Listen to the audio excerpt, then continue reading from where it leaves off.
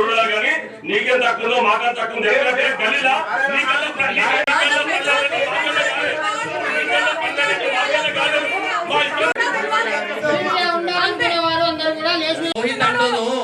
సమస్యనే లేదు, డిస్కషనే మీడియా.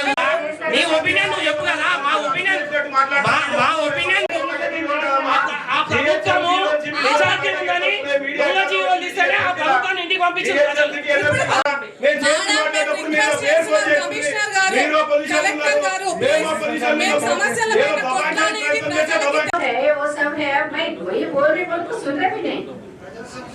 మహేష్ కుమార్ గౌడ్ గారికి, అలాగే నగర గౌరవ శాసనసభ్యులు జల్పా సూర్యనారాయణ గుప్తా గారికి, అలాగే గౌరవ కలెక్టర్ రైమంతా పోతుంది.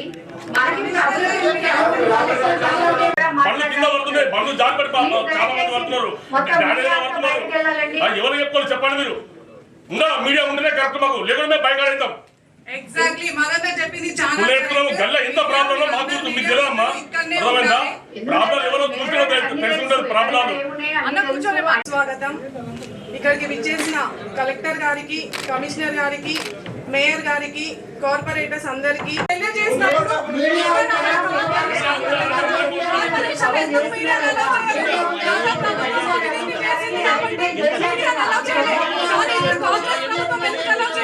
కమిషనర్ గారు ప్లీజ్ చూడండి మేడం, కేంద్ర రాష్ట్ర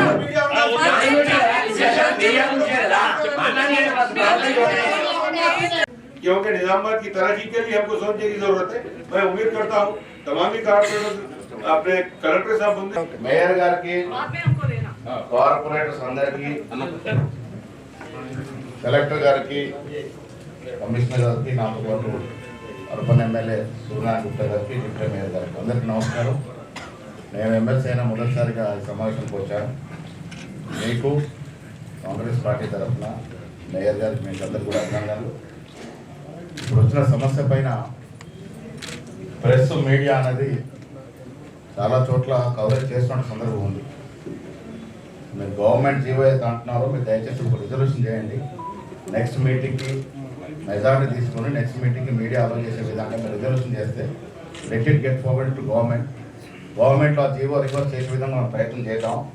చాలా చోట్ల ఈ ఆనవాయితీ ఉన్నప్పుడు మన దగ్గర ఉంటే తప్పేట ఒక మాట సభ్యుల నుంచి వస్తుంది. కాబట్టి మెజారిటీ సభ్యుల యొక్క సూచనని గౌరవించి మీరు ఒక రిజల్యూషన్ మూవ్ చేయండి.